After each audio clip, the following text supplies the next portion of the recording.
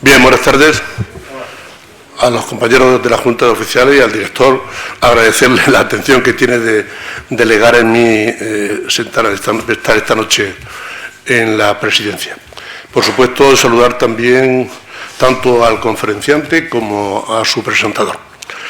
Bueno, ya saben ustedes que en la económica, aparte de los conciertos que son habituales, pues tenemos también una programación de conferencias, y hacía tiempo que no abordábamos un tema que también tiene gran trascendencia social, como es el papel de la Iglesia en el mundo actual. La Iglesia, hemos buscado primero a un gran experto, yo creo que al experto más serio y más honesto que hay en este momento en España, conocedor del tema de la Iglesia y de la religión. Y por otra parte a un doctor en Historia de la Iglesia, porque yo creo que todo el mundo sabe que esta diócesis es muy rica, ha sido rica a lo largo de la historia. Ahora tenemos, lo comentaba antes en la calle con el conferenciante, ahora tenemos un cardenal, pero a lo largo de la historia hemos tenido más de un cardenal. Recientemente ha estado expuesta en la catedral una exposición sobre la figura del cardenal Merino. Y el tema de la Iglesia, pues claro que es interesante. El reino de la Iglesia ya parece que es de este mundo también, porque todo el mundo, tanto los expertos y los que somos creyentes como los no creyentes, todo el mundo se cree en el derecho de opinar sobre la Iglesia.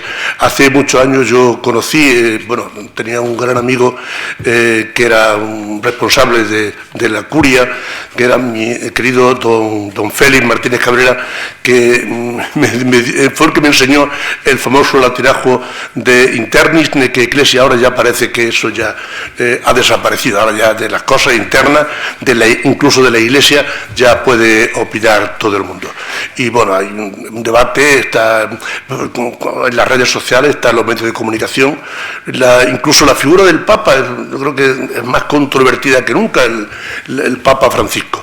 Bueno, pues de todo eso vamos a hablar de esta noche, aunque hoy es un día en el que se agolpa la noticia, hay una actualidad que la verdad es que es tan cambiante que nos llama la atención, pero bueno, hoy nos vamos a centrar en la religión y ya digo que contamos tanto con el presentador, que es un presentador de lujo, como un conferenciante que lo es igualmente de lujo, como ahora todos ustedes van a poder advertir. Así que, sin más, doy la palabra a el presentador de esta noche, que es nuestro querido deán, don Francisco Juan Martínez Rojas. Señor director y Junta de Oficiales de la Real Sociedad Económica de Amigos del País, doctor don José Francisco Serrano Ceja, señoras y señores. Al saber que nuestro conferenciante es natural de Santander y que iba a hablarnos en esta sede y en este foro, no he podido por menos que pensar en ese otro ilustre santanderino, natural de Niernagües, que en 1764 vino a Jaén como canónigo penitenciario de nuestra catedral para después, en 1790, convertirse en antecesor mío en el deanato de nuestro primer templo. E involucrado activamente en los problemas de la sociedad en que le tocó vivir, tuvo una activa participación en la fundación de esta Real Sociedad Económica de Amigos del País de Jaén. Como muchos habrán adivinado, ya me estoy refiriendo a don José Martínez de Mazas, nuestro deán Mazas, que aparte del nombre de un pub, que es por lo que en Jaén se le conoce, y de una placita que está aquí, justo aquí, era un personaje de capital importancia en el Jaén de la segunda mitad del 18. Por otro lado, al leer el currículum que tan amablemente me ha enviado don José Francisco y ver que es catedrático acreditado de periodismo en la Universidad CEU San Pablo, de cuya Facultad de Humanidades y Ciencias de la Comunicación ha sido también decano durante 3 trienios, me vino a la memoria un recuerdo del obispo que me ordenó, don Miguel Peinado Peinado. Hablando del periodismo católico, nos contaba don Miguel que, siendo joven, el futuro cardenal don Ángel Herrera Oria visitó a San Pío X en el Vaticano en 1911. Y al preguntarle Herrera Oria al Papa Sarto qué podían hacer él y otros jóvenes por la Iglesia en la difícil España de principios del siglo XX, San Pío X les dijo que fundaran un periódico católico. De esa sugerencia pontificia nació el periódico El Debate, que ha vuelto a resurgir en formato digital, y surgieron también otra serie de iniciativas como la Universidad San Pablo CEU, donde desarrolla en la actualidad su labor docente nuestro conferenciante. Estas dos coincidencias me sirven de apoyatura para esbozar brevemente la presentación del doctor don José Francisco Serrano Ceja, constatándonos sin cierta tristeza la imposibilidad, injusta por otro lado, de tener que cercenar por motivos de tiempo gran parte de su rica trayectoria personal, periodística, docente y como escritor. Como nuestro deán Mazas, en su tiempo, don José Francisco es hoy un apasionado escrutador de nuestra sociedad y un leal analista de la Iglesia. Sin exagerar, se le puede aplicar el conocido dicho de Terencio: soy hombre y nada humano me es ajeno. Nuestro conferenciante mira con curiosidad el tiempo que le ha tocado vivir, el país en el que ha nacido y su a veces paradójica y tortuosa trayectoria en su historia más reciente. Por decirlo con palabras de Jesús, don José Francisco está en el mundo sin ser del mundo y mira con pasión al mundo, a Europa, a España, pero no con esa hispana pasión visceral y rompedora, incluso destructiva, tan al uso, sino la que es fiel a la etimología latina del vocablo. Pasio viene de patire, que significa padecer, sufrir. De ahí que la cum passio, la compasión, sea padecer, sufrir con el otro, experimentar en la carne propia lo que siente el otro.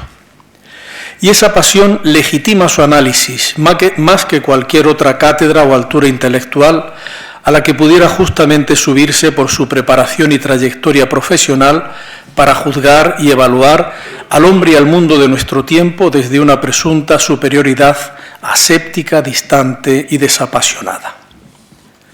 A esa visión apasionadamente crítica de esta sociedad, no sé ya si líquida como la definía el sociólogo Zygmunt Bauman, o incluso gaseosa porque en ocasiones parece que va a explotar, don José Francisco añade su dedicación preferente al periodismo religioso, ya desde hace muchos años, marcado por la impronta profesional que inició el cardenal Herrera Oria, don Ángel Herrera Oria y su escuela. Así, tras su bautismo de fuego en el periodismo en Radio Santander de la cadena SER, en la actualidad es editorialista de la cadena COPE, columnista de ABC, ABC Cultural, Religión Confidencial y contertulio del Cascabel de 13 Televisión. El rico currículum académico de nuestro conferenciante le acredita como un informador competente, capacitado de sobra para ser un periodista de raza. Es doctor en Ciencia de la Información y licenciado en Periodismo, y por si fuera poco y le sobrara tiempo, ha estudiado también Filosofía, Teología y Derecho Canónico en la Pontificia Universidad de Salamanca y en la Universidad Eclesiástica de San Dámaso de Madrid. Como docente es profesor de varios posgrados oficiales y profesor invitado en la Pontificia Universidad Católica de Puerto Rico. El magisterio de la Iglesia siempre ha hecho hincapié, desde Miranda Prorsus de Pío XII en adelante, pasando por el Inter Mirifica, el decreto del Concilio Vaticano II, siempre ha hecho hincapié en que el periodismo es un servicio a la verdad, a la objetividad escrupulosa en el relato de lo sucedido. Y así lo ejerce don José Francisco Serrano Ceja. Yo al menos doy fe de ello cuando leo, como devoto y fiel seguidor, que me reconozco, sus artículos en Religión Confidencial, cuyos textos difieren afortunadamente de manera notable del clima general del periodismo religioso español, tan dado en la actualidad a derivas ideológicas excluyentes y anatemizantes del contrario, convertido en un enemigo al que hay que abatir. La ecuanimidad de nuestro conferenciante a la hora de comunicar siempre me llamó la atención, porque es una prueba palpable de que para informar no hay que descalificar ni insultar, actitud que se ha convertido en un deporte desgraciadamente nacional, tan hispano. Y como corolario que aúna todo y le da sentido, no temo equivocarme si afirmo que don José Francisco vive su trabajo como periodista como una vocación personal, alimentada además por la fe, como compromiso creyente. Aparte de todo lo expuesto hasta ahora, nuestro conferenciante es también, en esto me siento identificado, miembro de la Junta Directiva de la Asociación de la Prensa de Madrid en calidad de archivero y bibliotecario, lo que yo soy en la catedral. También es director de la revista Cuadernos de Periodistas. Su línea de investigación preferente son la epistemología de la comunicación y de la información, Proyecto y producción periodística, la historia del periodismo especializado en información social y religiosa, la historia de la publicística católica en la España contemporánea, la retórica y la argumentación de la comunicación y los géneros periodísticos. Entre sus numerosas publicaciones podemos citar varios libros: La sociedad del desconocimiento, comunicación posmoderna y transformación cultural, publicada por Ediciones Encuentro en el 2019. Noticias y algo más sobre la Iglesia, Ediciones Palabra 2021. Y el libro escrito en colaboración con Juan Cantabella, Iglesia y comunicación en España, apuntes para un tiempo de cambio, que apareció en 2017. Como escribió de él Juan Rubio al comentar estos 3 libros en la revista de nuestra diócesis, Iglesia en Jaén, cito textualmente: en una veintena más de obras, sea con su firma o en colaboración, va dejando claro su amplio bagaje sobre el tema, así como su pensamiento al que ha dedicado toda su vida académica y docente. Y lo ha hecho y lo hace como parte de su vocación cristiana, lo que hoy ya se conoce como la diaconía de la comunicación, en el más puro servicio ministerial. A estas palabras de Juan Rubio yo añadiría que el trabajo de don José Francisco es una diaconía, un servicio de la comunicación que tiene mucho de diaconía caritatis, porque pocos actos hay que estén más cargados de caridad y de amor que el acercar a los demás a la verdad con minúscula y al que es la verdad con mayúscula, que es Jesucristo. Y si alguien piensa que no le puede quedar mucho tiempo más, pues nuestro conferenciante nos sorprende como un feliz esposo y premuroso padre de 3 hijos. Concluyo ya. El título de la conferencia de don José Francisco Serrano Ojeda esta tarde es La Iglesia en los medios, de los escándalos a la irrelevancia social. Al leer lo de la irrelevancia social me vinieron a la memoria unos versos del poeta anglo-norteamericano Thomas S. Eliot en sus conocidos Coros de la Piedra. Con esos versos quiero terminar. Escribía Eliot en el primer coro. Este poema lo hizo en 1934 Eliot como parte de una campaña publicitaria de la Iglesia Anglicana para hacer iglesias en el extrarradio de Londres. Viajé a Londres, a la City. Allí me dijeron: tenemos demasiadas iglesias y demasiado pocas tabernas. Allí me dijeron que se jubilen los vicarios, los sacerdotes. Los hombres no necesitan la iglesia en el sitio donde trabajan. Ya la iglesia no parece que la necesiten en el campo ni en los arrabales. Y casi al final del 7º coro, el poeta se preguntaba: ¿ha fallado la iglesia a la humanidad o la humanidad ha fallado a la iglesia? Cuando a la iglesia ni se la considera ya, ni se oponen siquiera a ella, y los hombres han olvidado a todos los dioses, excepto la usura, la lujuria y el poder. Don Luigi Giussani definió estos versos como la conciencia de la Iglesia en el mundo moderno. A la pregunta que encierran estos versos, ¿quién falló a quién? Si la Iglesia a la humanidad o la humanidad a la Iglesia, responderá con sobrada soltura, conocimiento y profesionalidad esta tarde el doctor don José Francisco Serrano Ojeda, a quien cedo ya la palabra, no sin antes agradecerle de corazón su disponibilidad para venir a Jaén a ilustrarnos.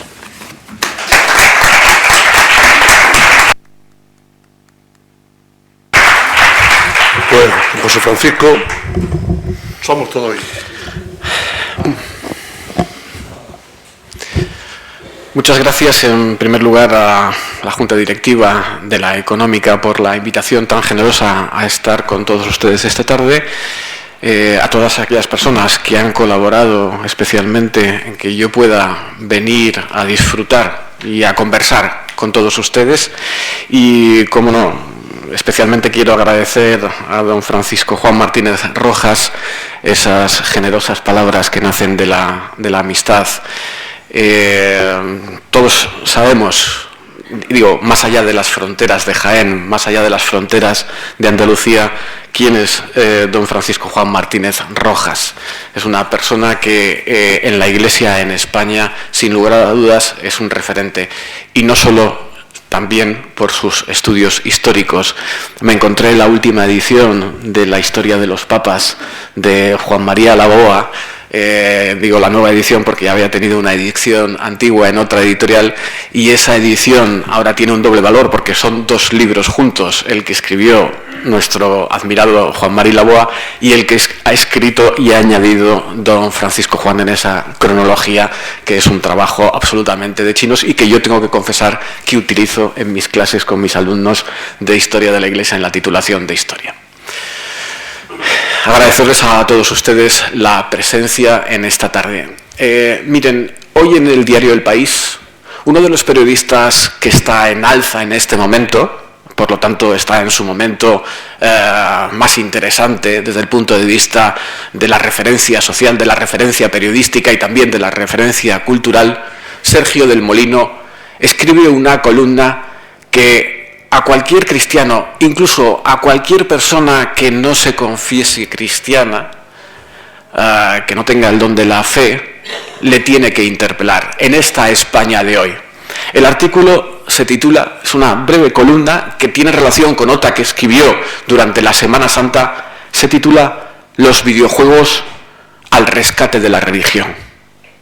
El subtítulo de la columna de Sergio del Molino es muy significativo. Y voy a leerles el subtítulo y las primeras palabras, es decir, el arranque, que según decimos nosotros en clase en los géneros periodísticos de opinión, lo más importante de una columna o de un editorial es el principio y el final, donde se engancha al lector y donde se le despide con una idea hospitalaria que se lleva el lector.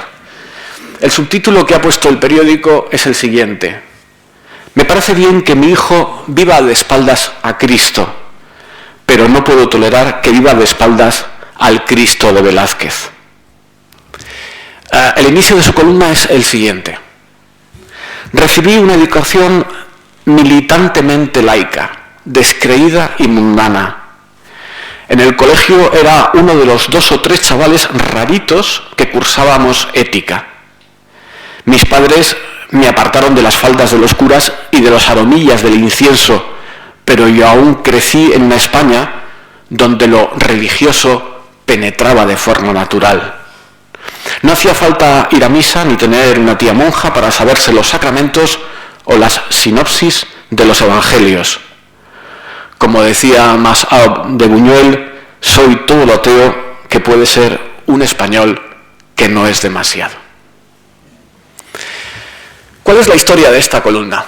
Y a mí esta tarde, con todos ustedes, me gustaría conversar en el trasfondo de lo que yo voy a contarles con Sergio del Molino. Insisto, uno de los periódicos de referencia, no solo del país, él procedía del periódico de Aragón, a partir de un libro que escribió sobre la España vaciada, sino de un gran sector del ámbito cultural español. Él cuenta que su hijo, que ha nacido y que vive en un contexto completamente arreligioso, o sea, su familia, su entorno, sus amigos, sus lugares de ocio, sus referencias no tienen ninguna presencia de lo religioso, acaba de descubrir un videojuego titulado Matar al Cordero, cuya trama del videojuego, que ciertamente es más violento porque yo tengo referencias de ese videojuego por uno de mis hijos, es crear una religión que se crea desde el punto de vista de la confrontación, del conflicto, de la violencia, dando a entender por quienes han diseñado el videojuego o los videojuegos. Ustedes saben que quienes diseñan los videojuegos, y ahora más estamos en la época de los videojuegos narrativos, donde la dinámica del juego, de las luchas, de las confrontaciones, se hace sobre una narrativa. La más común, evidentemente, es la narrativa histórica o la narrativa futurista, aquella que hace referencia a la identidad o que hace referencia a los procesos de necesidad de responder a una seguridad respecto al futuro de las personas. La tesis del juego es que en toda religión late una semilla de violencia y las religiones son naturalmente violentas. Pero esta no es una tesis nueva en el mundo de la cultura y en el mundo del pensamiento. Por cierto, que afloró con mucha intensidad después de los atentados de las Torres Gemelas, ¿no? Recuerdo una columna de Saramago que planteaba esta cuestión haciendo un análisis de cuáles eran las causas que habían llevado a los islamistas a enfrentarse, a chocarse contra las Torres Gemelas. Evidentemente, el tema de la conferencia, el título de la conferencia es La Iglesia en los medios de los escándalos a la irrelevancia social. Miren, les voy a anticipar mi tesis, digo para que vayamos construyendo la tesis a medida que voy hablando, y perdonen que tengo una forma de hablar en público entrando y saliendo, abriendo paréntesis, excursus, y así pretendo mantener su atención, ¿no? Mi tesis es, y es una tesis que escribí hace unos días en un artículo en Catalunya Cristiana a petición de Caritas Catalunya, que respecto a la Iglesia en los medios de comunicación en este momento, también en España, y no solo en España, porque hay fenómenos que están agudizados en nuestro país, pero que forman parte y pertenecen a Europa, como vamos a ver ahora, menos mal que tenemos al Papa Francisco. El Papa Francisco es, con todo lo que significa y todo lo que está haciendo el Papa Francisco, un referente para los medios de comunicación. Es decir, los medios de comunicación actúan desde la fascinación de lo que representa el Papa Francisco, que, como ustedes bien saben, no es un Papa que acoja absolutamente a todos los aplausos. Hay críticos del Papa Francisco, no solo dentro de la Iglesia, sino fuera de la Iglesia. O sea, ¿qué es lo que yo vengo a plantear esta tarde con todos ustedes? Vengo a plantear esta tarde el hecho de que en la conversación pública, en la conversación nacional, en la sociedad española, en este intento que todos tenemos en España en este momento, en una España que yo no sé si estamos en la segunda transición o estamos en otro momento, lo que sí es cierto es que percibimos un profundo cambio social, un profundo cambio educativo, un profundo cambio cultural, en el que la política juega su papel, evidentemente, pero no vamos a hablar de política.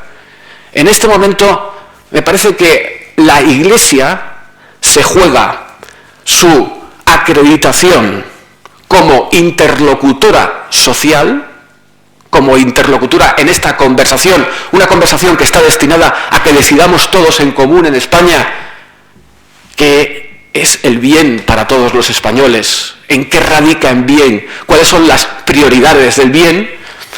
La Iglesia se está jugando en este momento su acreditación como interlocutora social, pero al mismo tiempo la Iglesia, y en ese sentido los medios de comunicación juegan un papel fundamental, la Iglesia se está jugando por su presencia en los medios de comunicación la credibilidad social, que tiene que ver con la viabilidad social.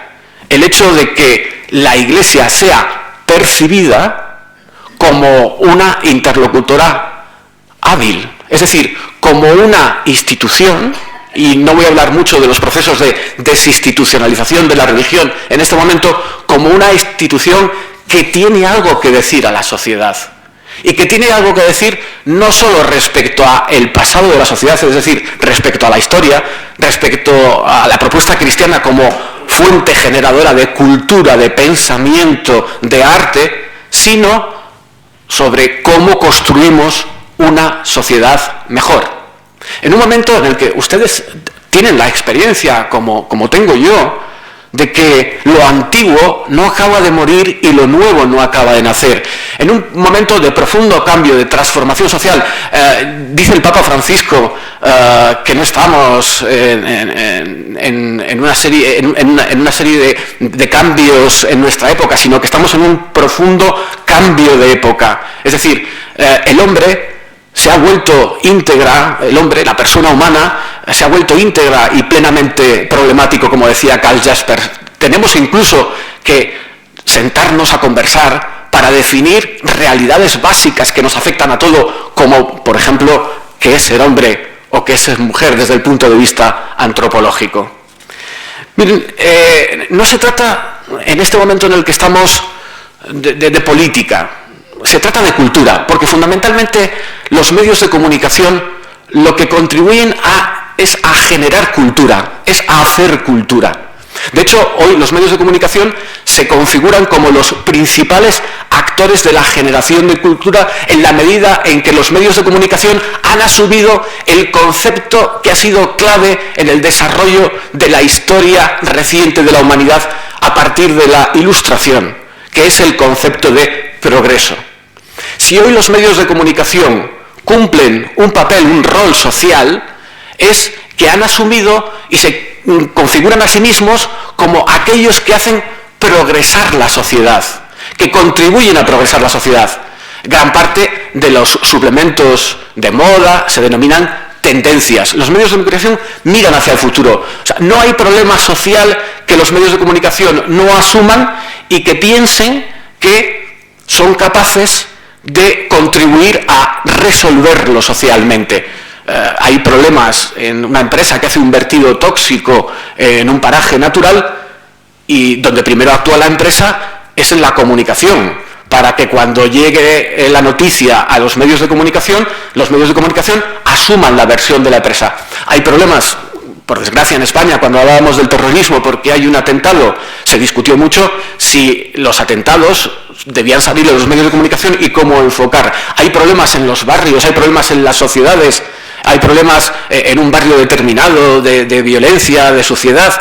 ¿Dónde van a reivindicar los vecinos ese problema para que se arregle? No lo van a reivindicar probablemente al ayuntamiento, antes van a los medios de comunicación, creando un clima social favorable a que se resuelvan esos problemas. Esta es la dinámica del papel de los medios de comunicación. Yo les digo a mis alumnos que nosotros a lo que nos dedicamos es al progreso social, con todas las limitaciones que eso significa y con todas las limitaciones que eso implica. La Iglesia no comunica como comunica el mundo. La Iglesia comunica desde la raíz y la razón de ser de la propuesta cristiana, que tiene una raíz, el Evangelio. El Evangelio que es transversal, que no se agota ni en una formulación, ni en un partido político, ni en una propuesta histórica, y que afecta a todos esos procesos. Miren, estamos en un momento donde vamos a hablar de los medios de comunicación hoy en España, y yo voy a citar algunos datos de los medios de comunicación. Estamos en un momento de profundo cambio en los medios de comunicación. Estamos en un momento en el que hemos pasado de los medios de comunicación de masas a la masa de los medios. Es decir, hoy los medios de comunicación que están marcando tendencia son las redes sociales. De hecho, las redes sociales se están convirtiendo en los referentes incluso para los medios de comunicación a la hora de adquirir información. Si un político quiere hacer un anuncio público, donde primero lo hace es en una red social. Y los medios de comunicación tienen a la red social como referentes. Pero es que los jóvenes ya no se informan por los grandes medios de comunicación. Los jóvenes se informan por las redes sociales y acceden a los contenidos de los medios de comunicación a través de las redes sociales. Les voy a contar otro problema que tiene el mundo de la comunicación y que tienen los medios de comunicación para que entendamos la complejidad del ecosistema comunicativo y después reflexionemos sobre la presencia de la Iglesia en ese ecosistema comunicativo. Hoy el problema que tenemos en la Asociación de la Prensa de Madrid, que es la asociación donde lógicamente se convocan y nos reunimos los periodistas madrileños, somos 4.500 asociados, es que se nos ha pedido por parte del Parlamento español que definamos qué es un medio de comunicación. ¿Qué es un medio de comunicación? Porque han nacido al amparo y a la sombra de las redes sociales y de las plataformas de streaming. Voy a poner un nombre para que todos ustedes lo localicen, al amparo de YouTube. Determinados medios de comunicación o determinadas presencias de contenidos comunicativos que se llaman a sí mismos medios de comunicación. Es decir, que elaboran contenidos que se distribuyen a través de no solo la página web, sino plataformas. Establecer la diferencia entre el medio de comunicación clásico, el medio de comunicación que todos entendemos, El País, el ABC, La Razón, El Mundo con su edición web, y estos nuevos medios de comunicación, está trayendo no a un consenso, sino a un disenso. Es decir, ha introducido un factor de conflicto añadido al ámbito de la comunicación. No les digo nada respecto a lo que va a venir referido a la aplicación de la inteligencia artificial, a las fake news, a la desinformación. Yo estoy seguro, bueno, esto es lo que dice la última encuesta del Consejo de Europa, que el 60% de los vídeos que ustedes reciben a través de las redes sociales, incluso de WhatsApp, tienen riesgo de ser contenidos no verificados. Por lo tanto, fake news, es decir, noticias falsas. Miren, me preocupa más que entremos en la cuestión de... Dejamos los medios de comunicación, vamos al hecho cristiano, al hecho religioso en la sociedad. No vivimos buenos tiempos, ¿no? El proceso de secularización avanza. Respecto a los procesos de secularización, déjenme decirles una cosa, ¿no? Porque durante mucho tiempo se pensó en la sociología de la religión que la modernidad, lo que todos entendemos por la modernidad, iba a traer inevitablemente la secularización, y la secularización iba a llevar a la irreligiosidad o a la arreligiosidad, es decir, a la ausencia de religión en la vida de las personas. Peter Berger y otros sociólogos de la religión durante mucho tiempo establecieron esa religión entre modernización, sociedades modernas, sociedades seculares, sociedades arreligiosas, sin religión. Bueno, hoy el mismo Peter Berger y toda su escuela ha reconocido que se ha equivocado, que la modernidad, que lógicamente produce la secularización, y hay que definir el concepto de secularización, no trae inevitablemente la arreligiosidad, sino que fundamentalmente lo que trae es el pluralismo valorativo, el pluralismo religioso en las sociedades. Esto ocurre en prácticamente todo el mundo, excepto en Europa, que representa una cierta anomalía. Miren, les voy a dar algunos datos de este proceso en el que nos encontramos respecto a la presencia de lo religioso en la sociedad europea y no en la sociedad española solo. Bueno, los datos de la sociedad española son alarmantes. Piensen que estamos construyendo un puzzle y después yo voy a abocar estos dos ámbitos a la cuestión específica de la conferencia para plantear algunas tesis. El CIS, y he cogido el CIS de finales, el Centro de Investigaciones Superior de Investigaciones Científicas, el de Tezanos, para que todo el mundo me entienda, ¿no? Que todas las grandes oleadas, las grandes encuestas que hacen a la sociedad española preguntan por la cuestión religiosa. Tezanos introdujo, cuando llegó a esta institución del gobierno, en las preguntas que se hace sobre la religión de los españoles, introdujo una diferencia que no existía anteriormente.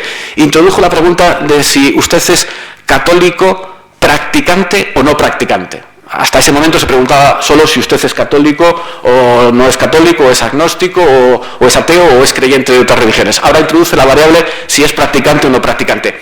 Y, claro, eso implica una dificultad. Se supone que todos los que contestan al CIS saben la diferencia entre católico, practicante o no practicante. Y es difícil medir cuál es la práctica que tiene uno, si es practicante o no practicante. Es decir, si va a misa todos los días o solo va a misa en funerales, bodas. Esto es un arco muy amplio. Miren, los datos son alarmantes. Estamos a punto en España, por primera vez, de que sean más, y esto está ocurriendo en otros países de Europa, no pasa nada, las personas que se confiesan o ateas o agnósticas que las que se confiesan cristianas. Hasta tal punto que en los últimos resultados del CIS, el 53% de los españoles se confiesan católicos, el índice más bajo de toda la serie histórica. Por cierto, una serie histórica que en los últimos 15 años ha sido muy acelerada respecto al descenso de quienes se confiesan católicos, y en concreto en los últimos 6 años intensivamente acelerada, con lo cual tenemos que analizar cuáles son las causas. Se dicen católicos practicantes el 18,2% de los españoles, católicos no practicantes el 37,2%, es decir, estamos entre el 44 y el 48-49% de las personas que ya no se confiesan católicos, al margen de los que se confiesan creyentes en otras religiones, agnósticos, no creyentes, ateos. Por cierto, los ateos en esta serie histórica no suben especialmente. O sea, suben los agnósticos, pero no los ateos. Bueno, algún dato, ¿no? El 11,7% de los jóvenes entre 18 y 24 años y el 8,9% de los que tienen entre 25 y 34 se declaran católicos. 11,7, 8,9. Esto tiene que darnos que pensar. Miren, el estudioso de las religiones Jean-François Colosimo ha predicho en su último libro que en 10 años en Europa serán más los que a la pregunta sobre la pertenencia religiosa respondan que ninguna, que los que digan que son católicos, protestantes o de otra confesión. De hecho, en cierta medida ya se puede afirmar esto. Los parámetros vitales del cuerpo eclesial muestran señales preocupantes. Y esto no lo digo yo, esto lo dice Andrea Riccardi. Andrea Riccardi, que es, como ustedes saben, el fundador de la comunidad de San Egidio y es una de las personas más cercanas al Papa y que más está contribuyendo a ayudar a la Iglesia en las relaciones internacionales, en la resolución de los conflictos. El libro de Andrea Riccardi se titula La Iglesia arde y dice literalmente: estamos en una época en la que el cristianismo histórico presenta señales de declive, pero la religión evoluciona a través de nuevas formas de reciente aparición e intenta responder a las preguntas de mujeres y hombres desorientados en un escenario global o en el marco del nuevo urbanismo. Otro sociólogo francés, Jean Fourquet, plantea que hay una descristianización que está llevando a la fase terminal la religión católica en Francia y dice literalmente: si se confirma esta tendencia, se calcula claramente como perspectiva que en 2048 podría hacerse en Francia el último bautizo y en 2031 el último matrimonio católico. Podría producirse incluso la desaparición por completo de los sacerdotes franceses nativos de Francia en 2024. Yo no me fustigo con estos datos. Estos son datos de la realidad que tenemos que tener en cuenta y que tenemos que asumir y que tenemos que dialogar con ellos y que tienen que interpelarnos. Y ahora ya paso a la cuestión, al meollo de la conferencia. Miren, tengo un compañero y amigo, director de uno de los periódicos digitales que está teniendo más éxito, de los que se llaman nativos digitales, que seguro que ustedes conocen, que se llama The Objective, Álvaro Nieto.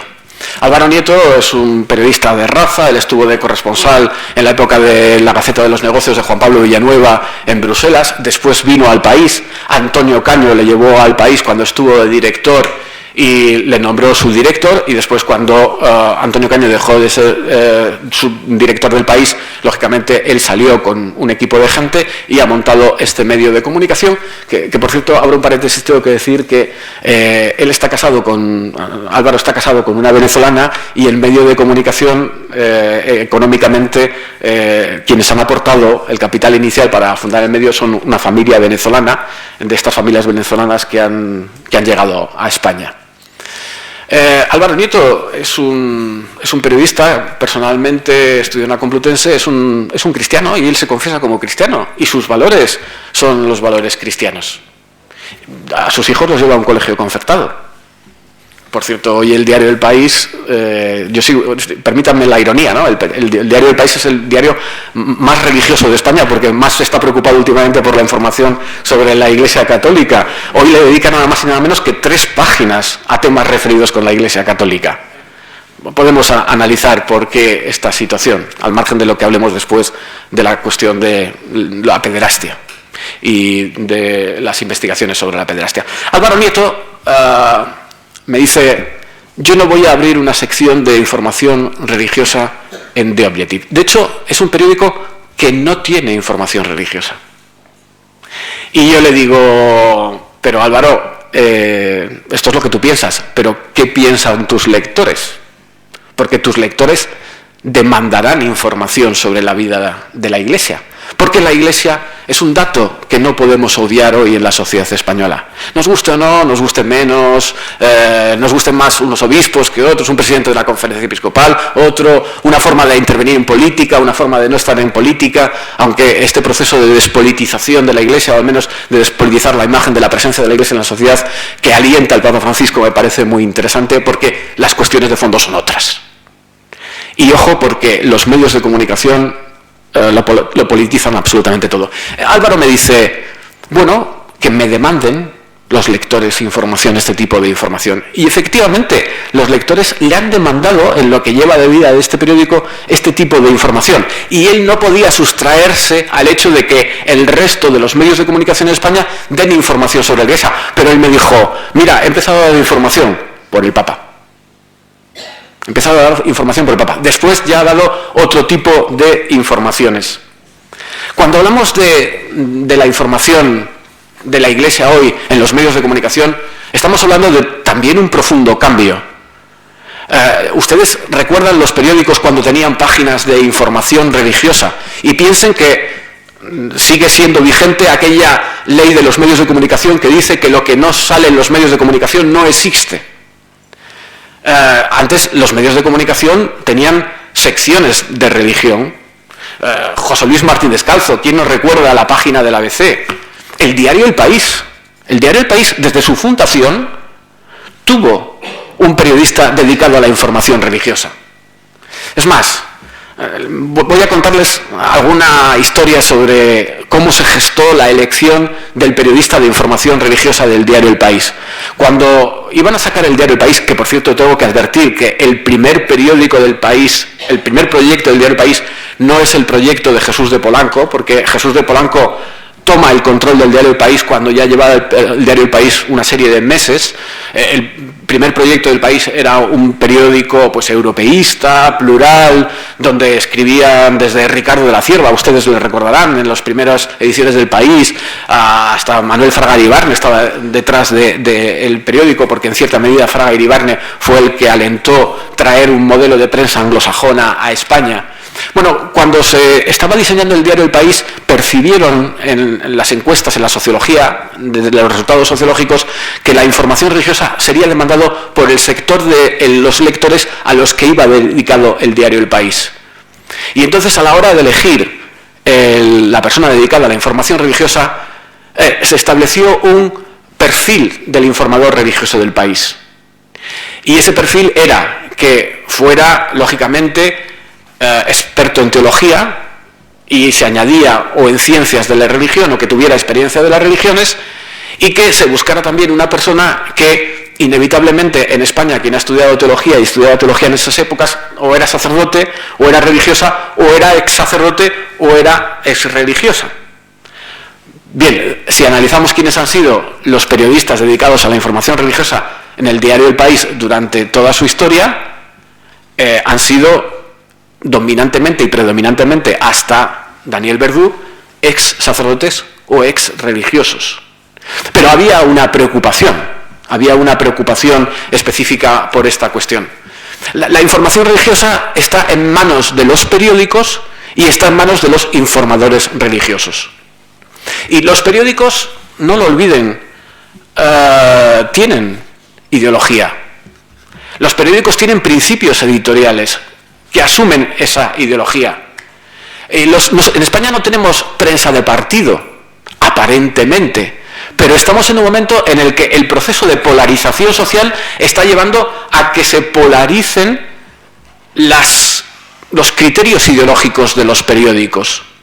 Y se polaricen agudizadamente para marcar la diferencia, porque no deben ustedes olvidar que la polarización, y esto está muy estudiado en los Estados Unidos, que fue el lugar histórico en el que iniciaron estos procesos, la polarización es originariamente para las sociedades una estrategia política hecha por los partidos políticos para crear determinados efectos.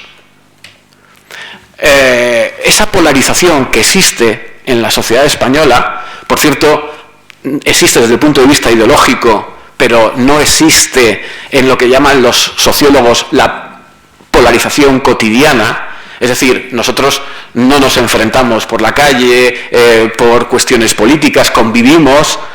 En determinados lugares de España tienen sus problemas al respecto que agudizan determinados procesos. Esa polarización hace que quienes de verdad, y esto es un examen de conciencia que tenemos que hacer los periodistas, estemos polarizados por ideologizados, seamos los periodistas. Mi experiencia en la Asociación de la Prensa de Madrid es que muchas veces los periodistas estamos más ideologizados incluso que los políticos. Y eso se lo podría argumentar. Los políticos, al fin y al cabo, son profesionales de la política, muchos de ellos, en las generaciones actuales. Y por lo tanto, escenifican la política. Sin embargo, los periodistas somos conscientes de la capacidad a la hora de hacer presentes determinadas ideas sociales en la sociedad. ¿Qué ocurre con la información sobre la vida de la Iglesia? La información sobre la vida de la Iglesia es asumida por parte de determinados medios de comunicación desde este punto de vista, desde el punto de vista de la política. Y entonces se ve la Iglesia en las mismas claves de la política y aparecen los obispos de derechas y los obispos de izquierdas. Y esto es un esquema, es un marco mental, es un sesgo cognitivo que está presente en la información sobre la vida de la Iglesia, para la que la Iglesia tiene que hacer un esfuerzo especialmente intenso. Y perdónenme que diga que yo no sé si la Iglesia en este momento en España está haciendo un esfuerzo especialmente intenso para romper este marco.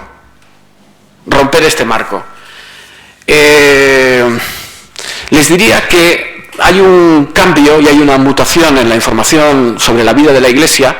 Ahora la Iglesia no está tan presente en los periódicos de información general, incluso en las ediciones de papel, sino que está presente en las redes sociales y en las webs especializadas. Es decir, gran parte de la información sobre la vida de la Iglesia ha migrado hacia webs especializadas, que por otra parte son prescriptoras de los grandes medios. Sobre las televisiones no le quepa la menor duda. Las televisiones siguen el criterio de la espectacularización.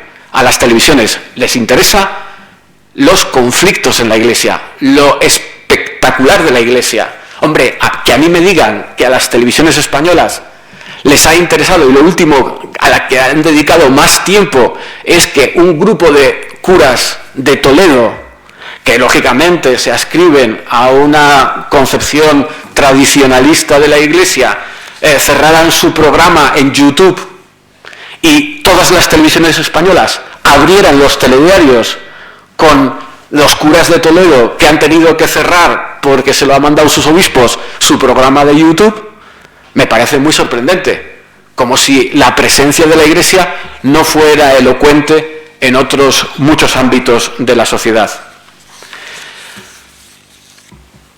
Vamos a la cuestión de la relevancia y vamos a preguntarnos cómo la Iglesia se hace relevante hoy en los medios de comunicación. ¿Y cómo la Iglesia puede hacerse relevante hoy en los medios de comunicación para salir de esa cada vez más intensiva irrelevancia? La Iglesia se hace relevante en los medios de comunicación siendo ella misma y haciendo lo que tiene que hacer. Evidentemente, el problema está en este sentido en los medios de comunicación, que entendemos que la noticia es lo raro, lo extraño, lo que se sale de lo normal. No es noticia que todos los días, en todas las ciudades de España, precisamente porque todos los días ocurre, Cáritas esté dando de comer a quienes lo necesitan. No es noticia que con todas las ciudades de España hay congregaciones de religiosos y de religiosas que se pasan la noche atendiendo a enfermos, a personas con adicciones. Eso no es noticia. Y eso la Iglesia tiene que convertirlo en noticia. La forma en que la Iglesia probablemente tiene que hablar en los medios de comunicación es con el lenguaje que entienden los medios de comunicación. ¿Y cuál es el lenguaje que entienden los medios de comunicación? El lenguaje que entienden los medios de comunicación es el lenguaje del testimonio, que por otra parte es la forma más eminente de la propuesta cristiana. Pablo VI decía aquello de que nuestro tiempo no necesita más de maestros, sino de testigos. Necesita testigos. Ahora, hay que acercar ese testimonio de las personas a los medios de comunicación. La Iglesia habla hoy a la sociedad y a los medios de comunicación siendo transparente. Siendo transparente.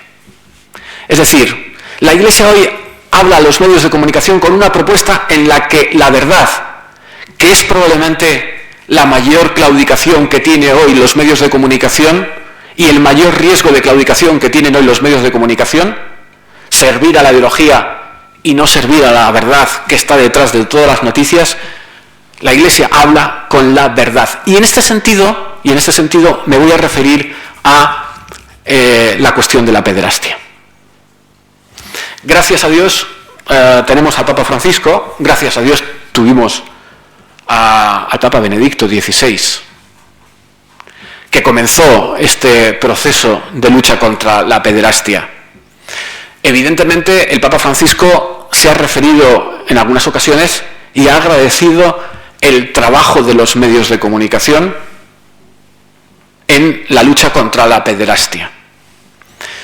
Evidentemente, ustedes compartirán conmigo que una sola víctima ya es una quiebra fundamental de lo que significa la coherencia de vida con lo que se predica. Una sola víctima, además de ser un delito y además de ser, en términos teológicos o morales, un pecado. Pero la lucha de la Iglesia contra la pederastia no puede convertirse en una lucha por números. Y la lucha de la Iglesia contra la pederastia, que ha tenido procesos históricos en los que la Iglesia tiene que entonar el mea culpa porque no siempre se han hecho las cosas bien, no puede sustanciarse en una utilización política de esta cuestión para intervenir, para cercenar, para restringir la libertad de la Iglesia. Yo valoro muchísimo el trabajo de mis compañeros del país. Discuto, porque es legítimo que yo discuta la metodología del trabajo de los compañeros del país. Valoro muchísimo el servicio que se ha hecho y las dinámicas que ha desencadenado el trabajo de los compañeros del país. Pero aquí no se trata de tener o no tener la razón. Es decir, no se trata de partir de presupuestos ideológicos respecto a la hora de abordar y tratar este fenómeno.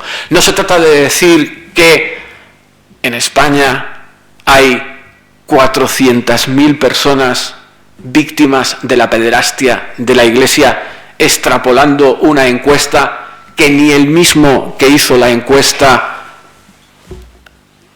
extrapoló los resultados, porque consideraba que no era científicamente adecuado.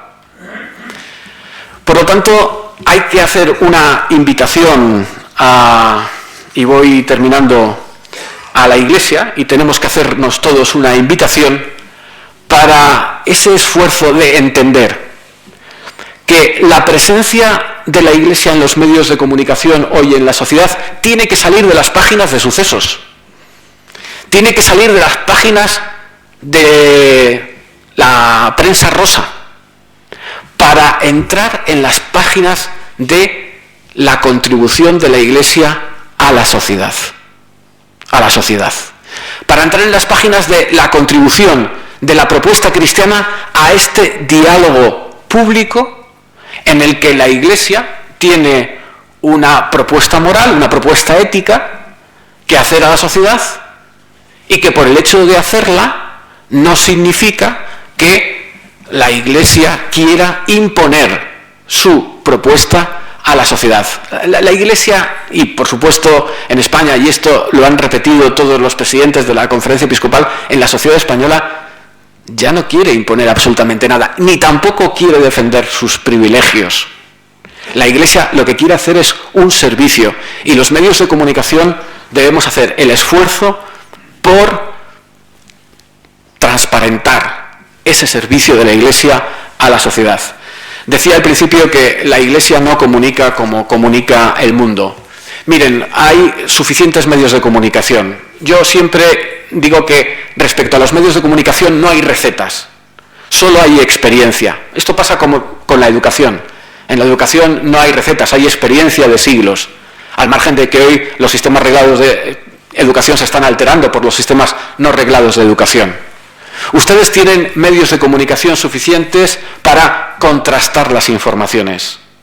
Lean varios medios de comunicación distintos, contrasten las informaciones, háganse preguntas. No asumamos un papel pasivo respecto a los medios de comunicación y respecto a la información de la Iglesia.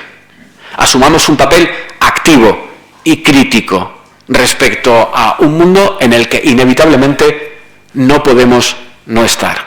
Muchas gracias.